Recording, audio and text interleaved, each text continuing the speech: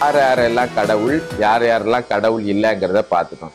சரி, இப்படி இருக்கின்ற போது நமக்கு எத்தனை கடவுள் இருக்கு? அப்பாடி, இந்த கேள்வியை கேட்டா தலையே சுத்தி போது பாருங்க. ஒவ்வொருத்தவங்களுடைய சாமி ரூம்ல போய் பார்த்தோம்னா அல்லது சாமி அறையில பார்த்தோம்னா ஒரு 25ல இருந்து 30 சாமி வரைக்கும் வச்சிருக்காங்க. ஒவ்வொருத்தருக்கும் ஒவ்வொரு சாமி, பல்வேறான படங்கள், பல்வேறான சிலைகள் இப்படி எல்லாம் வச்சிருக்காங்களே. சில வீடுகள்ல பாத்தீங்கன்னா பூஜை போட்டு முடிக்கிறதுக்குள்ளே போதும்னு ஆயிரும், அவ்வளோ சாமி இருக்கு. இப்போ உள்ளபடியே நமக்கு எத்தனை சாமி இருக்கு?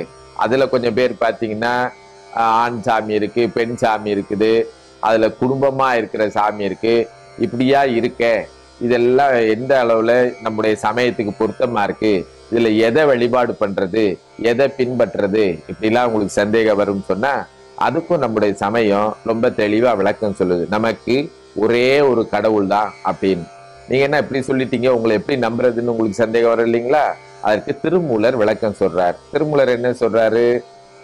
ஒன்று அவன்தானே, இரண்டு அவன் இன்னருள் அப்படின்னு திருமூலர் திருமந்திரத்துல சொல்றார். அப்படின்னா கடவுள் ஒரே ஒரு கடவுள் தான்.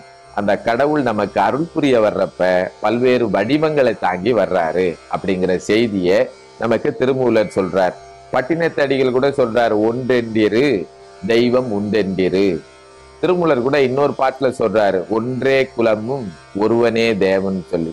அப்ப நமக்கு கடவுள் ஒன்றுதான்ங்கிற செய்திய திருமந்திரம் நமக்கு ரொம்ப தெளிவா சொல்லுது. பிறகு ஏன் பல்வேறு வடிவங்கள் இருக்கு அப்படின்னு கேட்டீங்கன்னா, அந்த ஒன்றாய் இருக்கின்ற கடவுள் தான் பல்வேறு வடிவங்களை தாங்கி நமக்கு வர்றாரு. ஏன் பல்வேறு வடிவங்களை தாங்கி வரணும் அப்படின்னு சொன்னா, இறைவனுடைய இயல்புகள் பலவாக இருக்கிறதுனால அவன் பல்வேறு இயல்புகளிலே வந்து நமக்கு அருள் பாலிக்கின்றான் என்கின்ற செய்தியை நம்மவர்கள் என்ன செய்தார்கள்?